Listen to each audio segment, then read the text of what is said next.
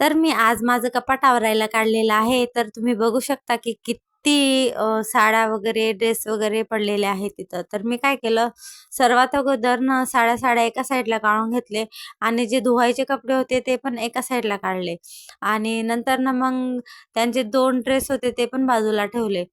ही जी साडी आहे ना, ती त्यांनी मला सरप्राईज दिलेली आहे. बर्थडे होता माझा, तर तेव्हा त्यांनी मला सरप्राईज दिलं होतं. आणि आईंना पण सरप्राईज दिलं होतं. आईंचं तर मला माहिती होतं, की आईंना जसं सरप्राईज देणार आहे साडी म्हणून, पण माझं म्हणजे मला नाही माहिती होतं. त्यांनी लपवून ठेवलेली होती घरात आणि मग नंतरनं मला दिली होती. त्यानंतरनं हे जे स्वेटर आहे ना, ते पिल्लूसाठी मम्मीनी वैष्णोदेवीवरून आणलेलं. तर बायकांचं कसं असतं माहिती का? कपाट कितीही गच्च भरलेलं असतं ना, जर एक साडी कोणाची बघितली ना, तर ती तशीच साडी मला पण घ्यायची असं असतं.